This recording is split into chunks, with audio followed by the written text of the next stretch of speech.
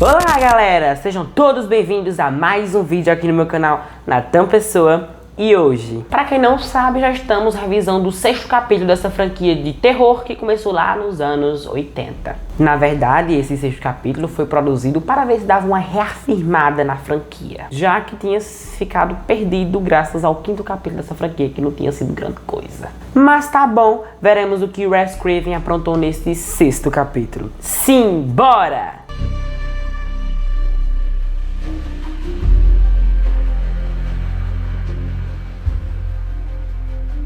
Para produzir A Hora do Pesadelo 6, O Pesadelo Final, A Morte de Freddy, foi feito alguns rascunhos de roteiros. Desses rascunhos, apenas 2 foram escolhidos, mas, obviamente, apenas um desses 2 foi aceito. Foi aí que o roteiro de Michael De Luca acabou sendo escolhido da vez. Então, para dirigir o filme, a produtora Raquel Talalay, que estava trabalhando desde o filme 1, que só não se envolveu no 5º filme dessa franquia, acabou decidindo dirigir este 6º capítulo. Foi aí que a New Line Cinema liberou ali 5 milhões de orçamento para produzir esse 6º capítulo, que teve esse tremendo orçamento de 5 milhões, que é muito dinheiro, graças ao uso do 3D. Mas fiquem tranquilos, porque diferente lá de Sexta-feira 13, aqui eles usaram apenas em algumas cenas do filme 3D. E como esse filme estava sendo promovido por ser o último filme da franquia para acabar de vez na época, a New Line tinha feito um marketing na época promovendo um funeral para o Freddy, o que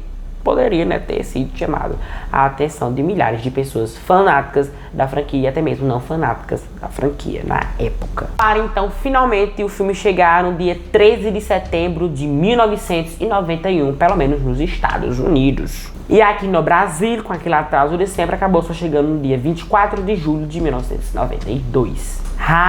Que contava o seguinte: de alguma forma que não sabemos, Freddy Krueger voltou novamente à cidade de Ohio por 10 anos, além de ter acabado também com todas as crianças da cidade, deixando os adultos perturbados da cabeça.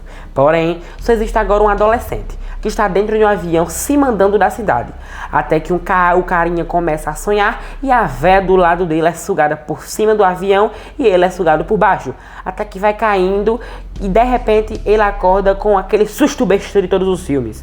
Mas ainda é um sonho e a casa dele tá caindo também. Freddy aparece voando numa vassoura de bruxa. Agora deu mesmo. A casa então cai, ele sai rolando numa grama, recebe um passaporte e o rejeita, se agarra num caminhão e Freddy arremessa ele para fora da cidade, onde o vilão não pode ir. O carinha acorda sem lembrar de nada e é encontrado por policiais e levado a um abrigo de jovens danados, onde conhecemos as praguinhas da vez. O cabinha Spencer, que ama fumar uma droguinha, a barraqueira Trish, que ama lutar, Carlos, que tem problemas de ouvido, e a médica Maggie e o terapeuta Duke, que sabe tudo sobre o Freddy. No dia seguinte, o cabinha estava sonhando com uma garotinha. Conta para Maggie que também estava sonhando com a mesma coisa. Então, Maggie leva o cabinha para a cidade dos pesadelos para saber o que está acontecendo. No caminho, o trio Spencer, Trish e Carlos tentam roubar a van, mas acabam indo junto com ambos. O quinteto chega à cidade de Ohio, quando se deparam com uma festa repleta de velhos bizarros. Mas aí quando eu falo disso adultos, é só velho mesmo que tinha lá, tinha um pé de criança, não tem um kids pulando a amarelinha lá. Maggie e o carinha vão para a escola, onde encontram um professor dando aula sobre o Freddy e alunos imaginários, onde ele explica que em 1945 o Freddy nasceu e que em 1966 ele teve um filho que foi levado a um orfanato, onde o cabinha acha que pode ser o filho do Freddy. O trio da van era para voltar para outra cidade, mas nem de lá eles conseguem sair. Então eles três decidem ocupar uma casa lá, que nada mais nada menos do que a Elm Street 1428. Lá na casa, Carlos deita em uma cama e sonha com sua mãe abusiva que provocou sua surdez. Então, Freddy aparece e soca um cotonete no ouvido do Carlos e arranca sua orelha. Daí, Carlos pede seu aparelho auditivo de volta, mas Freddy arranca um quadro lá e explode a cabeça do garoto. Trish não encontra Carlos e vai até a Maggie e o carinha, onde conta a eles que Carlos desapareceu. Spencer, drogado, dorme e sonha que é um personagem de videogame jogado pelo Freddy. Maggie, o carinha e Trish chegam na casa, vê o Spencer agindo de modo estranho. Daí Trish taca um negócio na cabeça do carinha que desmaia para ajudar o Space. Tracy medita, entra no sonho de Space e dá um chega pra lá no Freddy. Mas Freddy tinha outro controle e joga Space da escada e já era. Meg acorda Tracy, que levam o carinha que está dormindo, pois foi nocauteado, pegam a van e se mandam, até que o carinha continua sonhando que está caindo, até por achar que é filho de Freddy, solta um paraquedas, mas Freddy revela que não é pai dele não. E tora o paraquedas dele, que cai em uma cama de espinhos montada por o vilão, que logo após entra na mente da Meg, que acaba levando o maldito para fora de sua cidade. Agora, como ela fez isso, eu não sei e nem faço a mínima ideia. Ao chegar no abrigo para adolescentes, Meg tenta explicar para o dono do local sobre os desaparecimentos dos adolescentes, mas o que ela não sabia era que o Fred apagou da mente das pessoas que esses adolescentes existiam. Apenas Duke que lembra dele, já que ele entende e pode controlar seus sonhos. À noite, Meg e Duke e Tracy têm cada um dos seus próprios sonhos. Meg descobre em seu sonho que é filha do Freddy.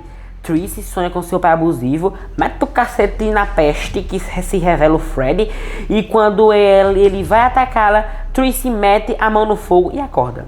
Duke sonha com Freddy, mete também o cacete no miserento, aproveita e rasga um pedaço da blusa do vilão, seu despertador toca e ela acorda, onde percebe que pode trazer o vilão para o mundo real também. Finalmente eu tô respeitando as regras do primeiro filme da franquia, finalmente um ajuste maior. Então o trio pensa em um plano para acabar com Freddy de uma vez. Meg dorme vê o Freddy na infância matando Ramirez e se cortando sozinho na juventude enquanto leva uma surra e ri do seu pai adotivo. Antes de morrer, ele faz um pacto com os diabos dos sonhos. Meg se vê quando criança, o seu pai Freddy matando sua mãe, onde na infância prometeu não contar a ninguém o que seu pai fazia, mas contou o que gerou a morte do desgramento. Ainda no sonho, Meg leva o Freddy para o mundo real e desce o supapo nele e é cacete até umas horas, até que Meg o explode e os demônios dos sonhos são destruídos também. Agora vamos ver o que as curiosidades têm a dizer? Bora! Esse é o primeiro filme da franquia em que o Freddy não usa suas luvas para matar suas vítimas, apesar dele ser atacado com ela. Também é o primeiro filme a usar efeitos de CGI, um exemplo aos demônios dos sonhos lá. Além de ser o primeiro filme em que uma personagem menina não morre, excluindo o flashback lá da garotinha. Isso é uma coisa que a gente pode perceber ao assistir o filme, né? A gente vê que realmente ele não usou suas lâminas tremendas para matar ninguém neste sexto capítulo, pelo menos nesse sexto capítulo, além de ser um filme que não morre nenhuma vítima mulher, morre apenas homens nesse filme, né? Excluindo, como eu falei, a garotinha do flashback lá, que morre, mas fora isso, acaba as curiosidades aqui sendo essa questão assim, referencial das mortes dos personagens também. Outra questão também, óbvio, é o efeito de CGI, que foi um horror. Os demônios dos sonhos aqui do filme estão ridículos, estão uns efeitos especiais muito toscos. E se brincar, até demais. A versão que assistimos do filme em casa não é a mesma versão que lançou nos cinemas, até porque a versão original tem 100 minutos de exibição. Mas aí, a New Line Cinema acabou reduzindo o filme para apenas 88 minutos para home video, que é a única disponível na atualidade. Tudo bem que eu entendo que muitas pessoas gostam de ver algo bem original. E por mais que quem teve a sorte de ir nos cinemas na época assistir A Hora do Pesadelo 6, A Morte de Freddy e o Pesadelo Final, teve a oportunidade de ver todo o filme ali apenas com 100 minutos. Por mais que esse filme tenha 88 minutos, é uma grande diferença, porque se você pegar 100 minutos e diminuir 88 minutos desses 100 minutos, vai sobrar ali uma quantidade de minutos boa, que provavelmente poderia ser de créditos ou de outras coisas do filmes bobas. Poderia, mas acho que a cena, a versão fake, né, que é a versão que assistimos hoje em casa, e a versão original não tem muita diferença também não. E também se tivesse, acho que não ia importar muita coisa não, porque eles não iam tirar coisas informativas e bem explicadas e bem importantes que vemos em vídeos ou em filmes, porque ele não pode fazer isso, né? É lei do cinema. A cena em que Meg usa um óculos 3D dado por Doc, até o momento em que ela tira do rosto, foi tudo filmado em 3D, que só serviu mesmo para os cinemas, pois quando chegou em home video, só teve 3D lá pro lado da Inglaterra.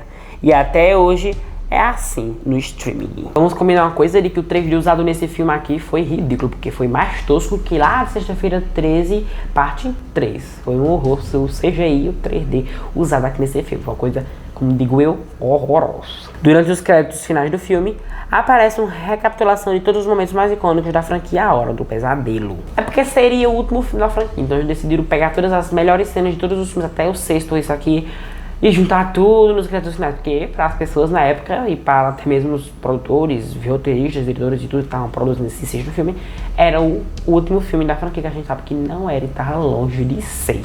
De acordo com Robert Englund, a morte favorita dele nesse sexto capítulo foi a morte do Carlos, até porque o que ele passou até morrer foi duro de roer. O que esse filme tem aqui, um dos defeitos desse filme aqui, são as mortes não tão criativas, né? São mortes até que muito não criativas. Mas a morte do Carlos foi uma morte bem divertida até, né? Ele morre no videogame, no jogo, ele é um boneco de jogo e morre lá. Foi uma morte bem criativa e que realmente, pelo menos, essa aqui salvou aí no filme nessa questão das mortes de todo esse filme. Eu não achei A Hora do Pesadelo 6, O Pesadelo Final, A Morte de Freddy, com esse título longuíssimo, um filme tão ruim assim como muitas pessoas falam por aí. Pra mim, pelo menos, eu achei esse filme um mais do mesmo. Pra falar a verdade, sincera de coração aqui pra vocês, eu achei esse filme até melhor do que o 4 e o 5, viu? Então por que você gosta mais desse filme do que o 4 e o 5, hein? Pelo simples fato de que esse filme reúne elementos, reafirma elementos que a gente viu nos filmes originais, no filme original. Então você pode colocar aí nos tópicos da franquia Hora do Pesadelo o tópico desse sexto filme, criatividade. É um tema muito bem abordado aqui. Então o quarto e o quinto filme, os últimos dois filmes da franquia, até esse momento, se saíram mal, pelo menos pra mim, por ser filmes bem repetidos e que estava naquela ambas repetição. Esse aqui consegue escapar graças à sua criatividade bem elaborada. Mas óbvio que nem tudo é um sonho, e esse filme não vai de jeito nenhum escapar dos seus grandes erros que tem. Já que é um filme com muitas coisas mal explicadas e bote uma trama sem contexto essa daqui, viu? Eu confesso aqui a vocês que eu gostei bastante e trago ali a história pessoal do Fred e se aprofundar mais, porque traria mais um suspense para o filme, trouxe sim um suspense para essa trama. Aquela questão, né? Ele, né, o carinha lá, o mendigo da rua, porque aquele homem ninguém sabe nem nome nem nada, nem no filme é citado. Ele era o suposto filho do Fred, mas acaba dando aquela reviravolta, sendo uma grande coisa boa para esse filme, pelo menos na minha opinião. Agora, uma coisa que não colaborou nesse filme, que ficou bizarro o filme, foi o uso do CGI, o uso do 3D. Foi uma porcaria, eu posso falar porcaria com gosto, que coisa horrorosa foi inventar de usar o 3D no filme. Se fosse isso, o filme poderia ter sido até melhor.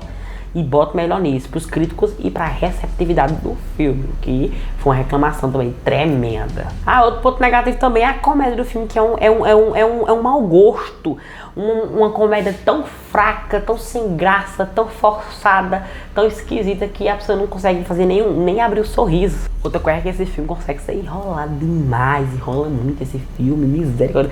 Ela tava na metade do filme, no finalzinho ela tava quase dormindo, o que fez com que minha alma quase tivesse sido sugada pro filme. Pois é, então no final de tudo, eu acho que esse filme acaba sendo um filme sem graça, sem sal e sem terror. A Hora do Pesadelo 6, O Pesadelo Final, A Morte de Freddy, teve um final de semana da hora, pelo menos nos Estados Unidos, fazendo 34,8 milhões de dólares nos Estados Unidos. O que era, na verdade, um sinal para a New Line Cinema entender de que o Freddy Krueger já não era tão assustador assim. Só que, depois de 3 anos, o criador da franquia do filme original, Wes Craven, supôs uma nova ideia para um próximo filme. Mas só iremos descobrir no próximo capítulo desta franquia. Então aguardo vocês no próximo vídeo. Tchau pra vocês!